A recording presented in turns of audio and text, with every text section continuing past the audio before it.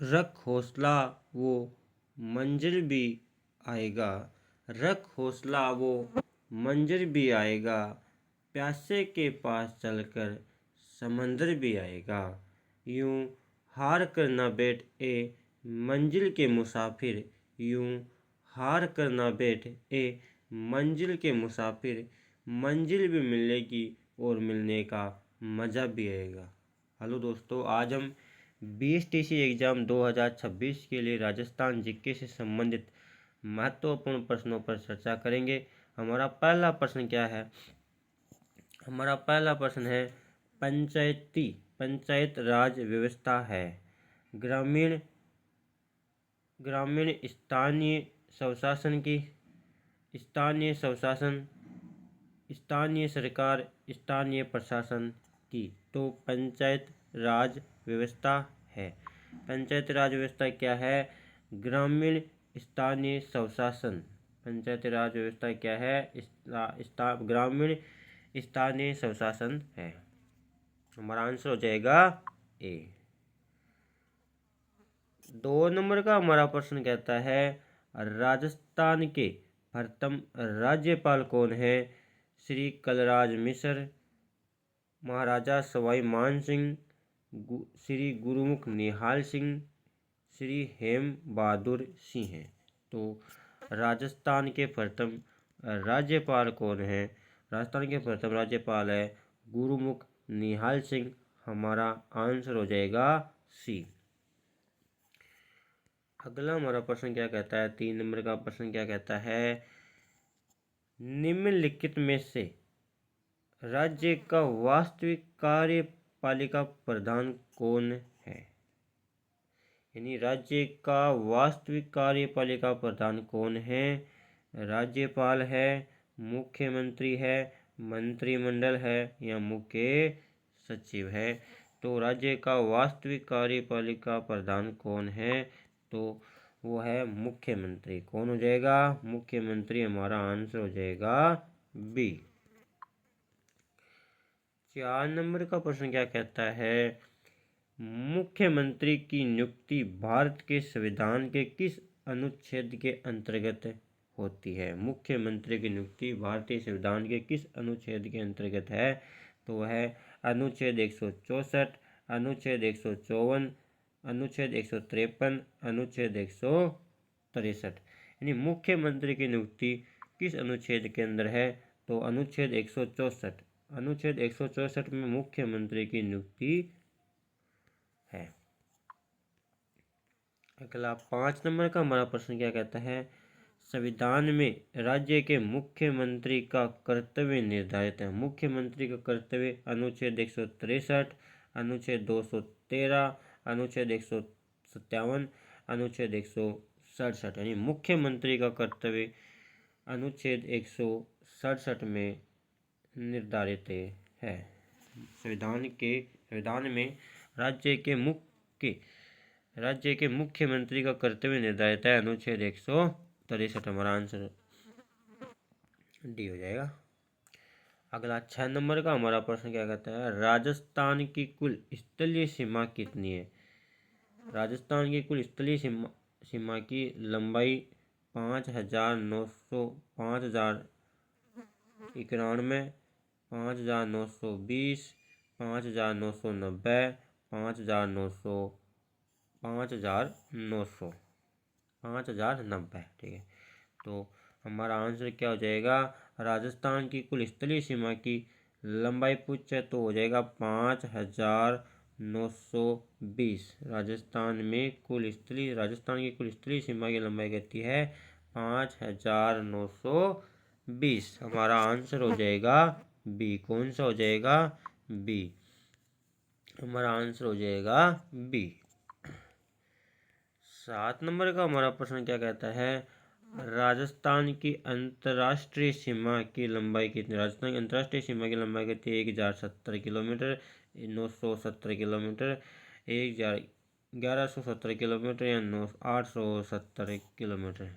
तो राजस्थान की अंतर्राष्ट्रीय सीमा की लंबाई कितनी है? तो हो जाएगा 70 किलोमीटर राजस्थान की अंतर्राष्ट्रीय सीमा की लंबाई है। हमारा आंसर हो जाएगा ए।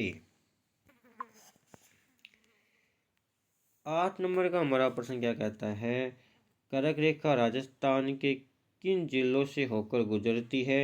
बारां, झालावाड़, बाड़मेर व डूंगरपुर, बांसवाड़ा व डूंगरपुर, बूंदी व डूंगरपुर। यानी कर्क रेखा राजस्थान के किन जिलों से होकर गुजरती है? तो कर्क रेखा राजस्थान के बांसवाड़ा व डूंगरपुर से होकर गुजरती है। हमारा आंसर हो जाएगा सी। और अगर कर्क रेखा राजस्थान के किस भाग से होकर गुजरती है? तो कर्क रेखा राजस्थान के दक्षिण भाग से होकर गुजरती है। दक्षिण भाग से होकर गुजरती है।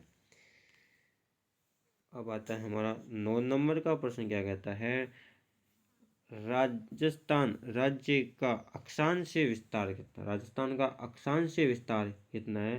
23 डिग्री 3 मिनट दक्षिण से 30 डिग्री 12 मिनट दक्षिण, 23 डिग्री 3 मिनट उत्तर से 23 डिग्री 12 मिनट उत्तर।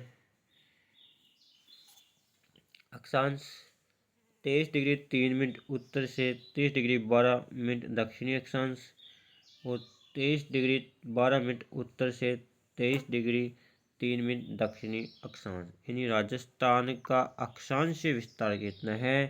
23 डिग्री 3 मिनट उत्तरी अक्षांश से 30 डिग्री 12 मिनट उत्तरी अक्षांश तक राजस्थान का क्या है? अक्षांशीय विस्तार है। हमारा आंसर हो जाएगा बी। अगला प्रश्न, कौन से लोक देवता को ऊंटों के देवता के रूप में पूजा जाता है? रामदेव जी, देवनारायण जी, तेजा जी, पाबू जी। कौन से लोक देवता को ऊंटों के देवता के रूप में पूजा जाता है? तो वो हो जाएगा पाबू जी। कौन हो जाएगा? पाबू जी। हमारा आंसर हो जाएगा डी। रामदेव जी का प्रमुख मंदिर रामदेवरा जैसलमेर में है। रामदेवरा जैसलमेर में स्थित है। जैसलमेर में स्थित है। और देवनारायण जी का मंदिर आसंद भीलवाड़ा में स्थित है। तेजा जी का प्रमुख मंदिर परबसर डीडोना कुचामन में स्थित है। और पाबू जी का मंदिर कोलूमंड फलोदी में स्थित है। हमारा इसमें आंसर हो जाएगा डी, ऊंटों के देवता पाबू जी।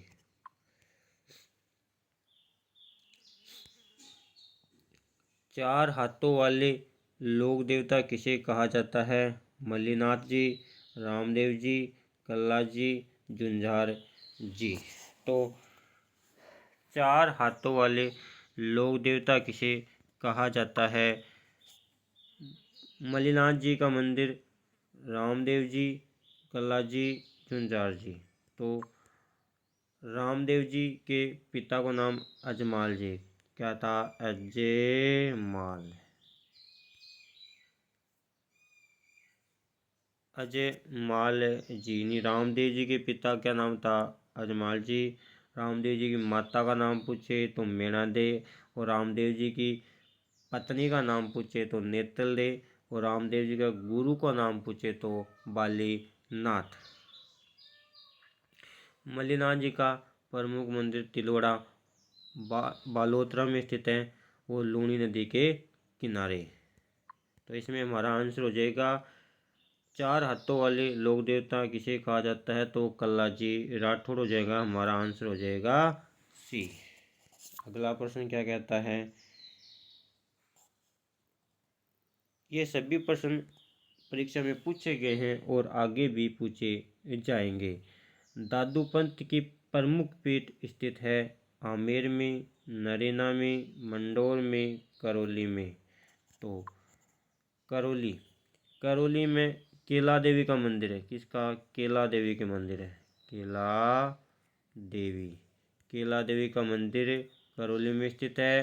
केला देवी यादव वंश की कुलदेवी है, और केला देवी के मंदिर में लांगूर या नृत्य किया जाता है। नरेना जयपुर का मान दादूपंत की प्रमुख पीठ है। हमारा आंसर हो जाएगा बी। आमेर में जयगढ़ दुर्ग जयपुर में स्थित है, जिसमें जयबान तोप रखी है जो विश्व की सबसे बड़ी तोप है। तो इसमें हमारा दादूपंत की प्रमुख पीठ नरेना जयपुर में स्थित है। हमारा आंसर हो जाएगा बी।